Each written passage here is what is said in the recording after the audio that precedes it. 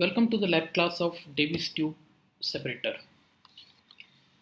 So there are two parts in this experiment, determination of magnetic content 1 and 2, because we take one as a magnetite sample, another sample is a mixture of magnetite and hematite just for demonstration purpose.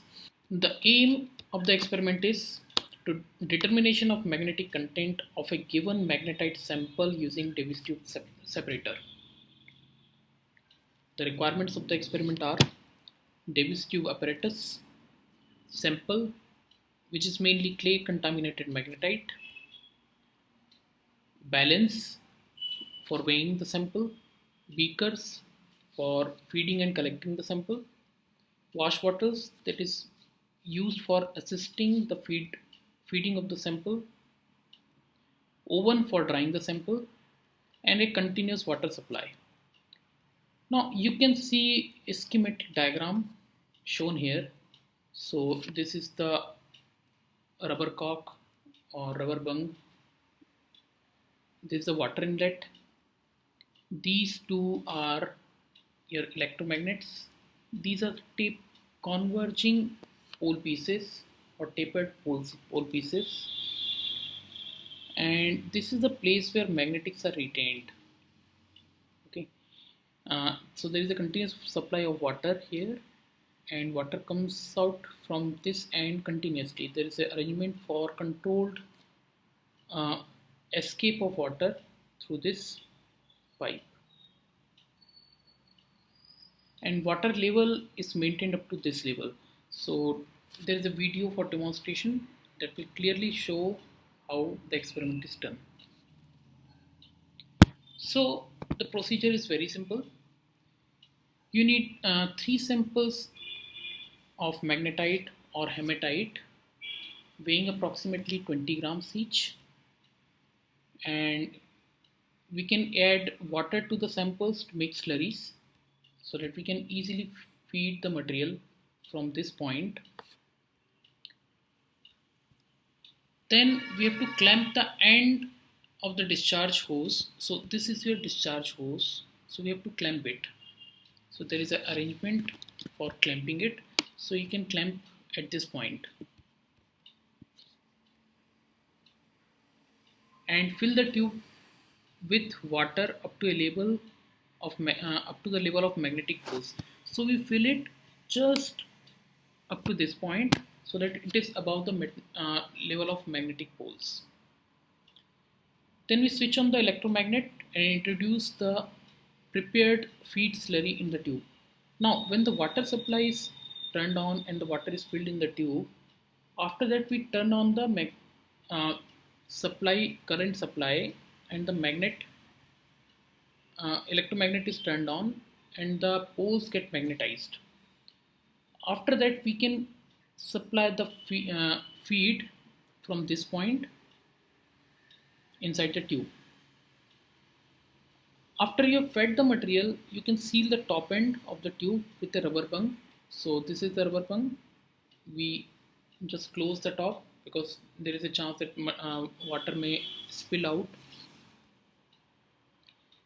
Then you unclamp the discharge hose and regulate a steady flow of water through the tube.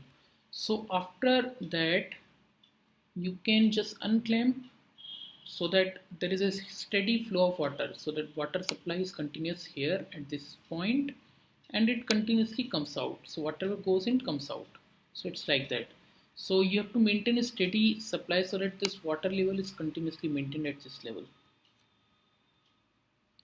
Now you can switch on the motor. So there is a motor arrangement provided at this position which is connected with this tube, and that facilitates the to and fro of motion of this tube along with the twisted motion. So you will observe this twisted and to and fro motion of the tube in the video. So you switch on the motor and allow the tube to agitate until slimes are washed out of the tube. So the magnetite sample, which is mainly contaminated with slimes, that is washed away because of the agitation generated inside the tube. The material present is attracted, the magnetic material is attracted towards the poles and is held in the magnetic zone between the poles, and the material is held here because of the field gradient that is generated because of these converging poles. Now continue this condition for a couple of minutes. So we let the device run, we let the water flow through the tube. So you can see this is a side view. So level is maintained up to this level, and there is a continuous supply of water. So we continue this for certain time until we observe that clean water is coming. You will observe that clean water is there, and you will observe clearly that some of the magnetic particles, they have been trapped in this level. And if you take some water from here also, that will also be very clean. So this actually indicates that the separation is almost complete. Then remove the bucket or container with non-magnetic fraction of slurry.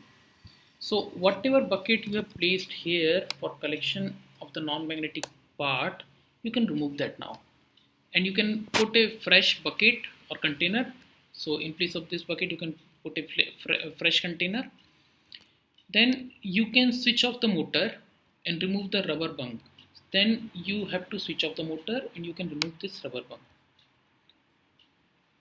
And also you can turn off the water flow. So water flow can also be turned off so that this water is discharged, fully discharged, and magnetic particle is still trapped here.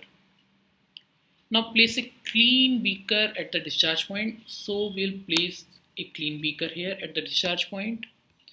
Then we'll switch off the magnet and wash the magnetics into the beaker. So after this point, we'll switch off the magnet so that these particles, they can be washed away. Then we'll feed fresh water from here, and we'll see that this material is washed into the beaker. Then repeat the experiment with two different levels of current applied to the electromagnet and corresponding magnetic field strength. So you can change the current. That current, changing of the current will change the applied magnetic field strength, and you will obtain different products. After the experiment is done, then you can allow the magnetics to settle down, because these are very heavy particles, they'll easily settle down. Then you can decant the supernatant. So whatever water is there in the upper part, after the particles have settled down, that is called as supernatant. So if you make a beaker here like this, and in the lower part, suppose there are the settled particles and there is water here, so this is called as supernatant. This is called as supernatant water.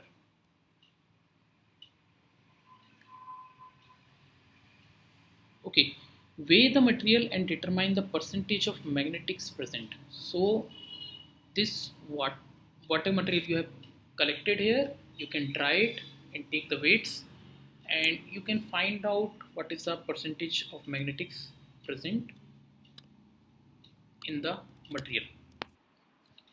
So let's take a look at how we actually perform experiment on Davis tube separator in the laboratory. So here you can see this is the Davis tube separator. These two are the coils of electromagnet.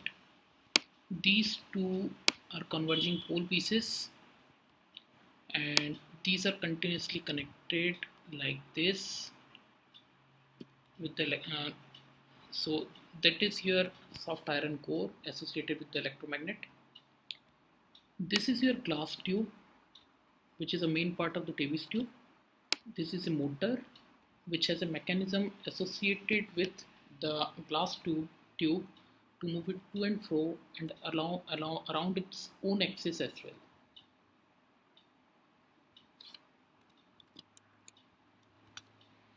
So you can see this is the overhead tank, and this is the valve, and this pipe is connected with the inlet, this inlet of the Davis tube. So there is a continuous water supply from this overhead tank to the device. Okay, then this exit part of the tube is connected with this pipe that goes to this bucket placed below. So here it is visible more clearly. So this is your ampere meter that shows the reading. This is your regulator. You can adjust the current supply to the device, and this is your switch for turning on and off. Now you can see the operator is turning on the magnetic field,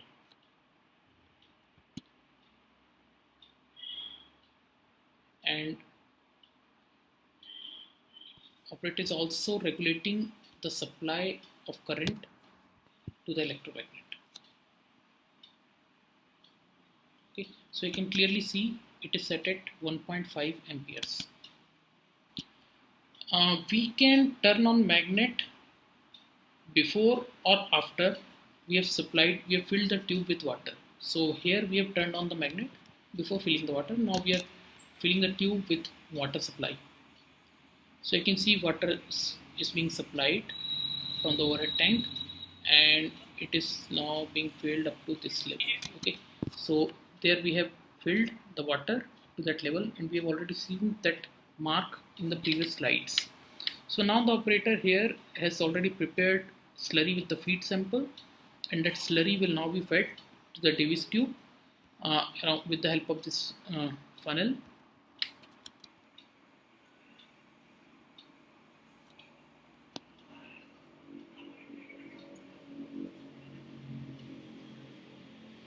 This experiment cannot be performed by just single person, so teamwork is required there.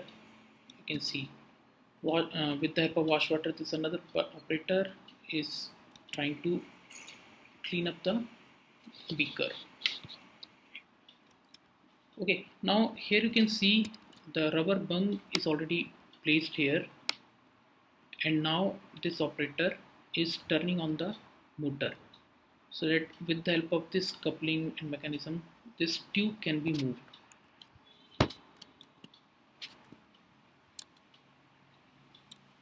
Okay, so now the motor is turned on, and you can see the motion of the tube.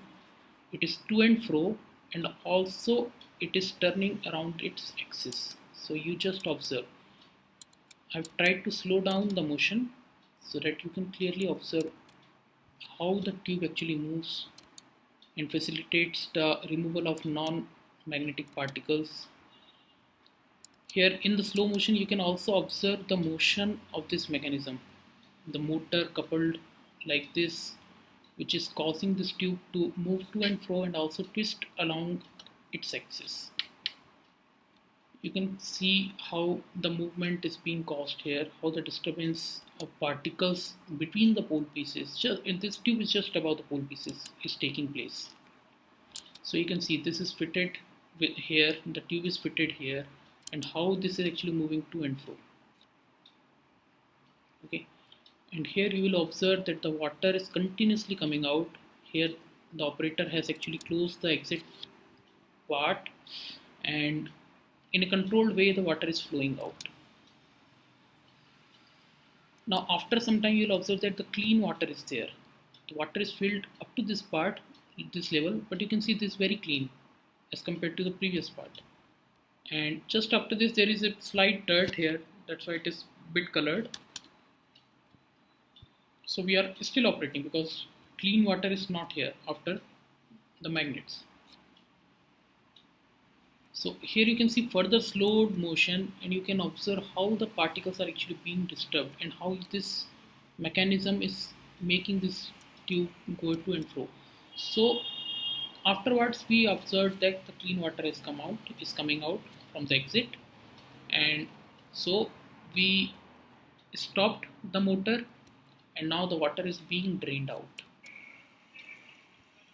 Okay, you can see actually this tube is bit colored, it's not completely clean, that's why it was not very clean here, but the water coming out was very clean. Okay, so the electromagnet is still on, and we have drained the water. Okay, now you can see this is the trapped magnetite between the pole pieces. Magnet is still turned on. Now this is the non-magnetic part that has been collected in a bucket,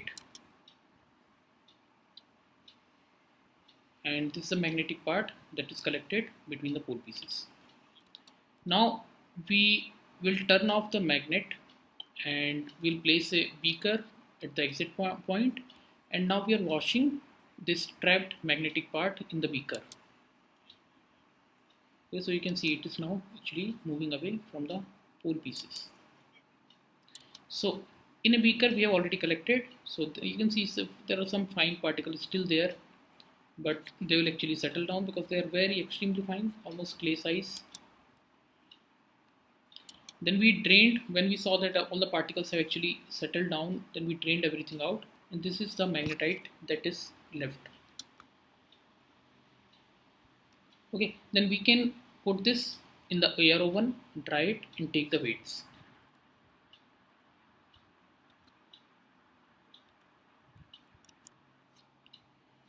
Now, after taking the weights and performing the experiments for different current supply, we will prepare this report.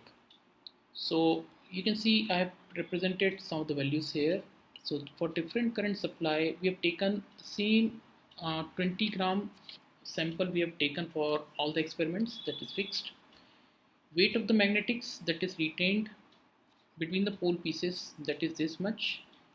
So accordingly we have calculated the percentage magnetics.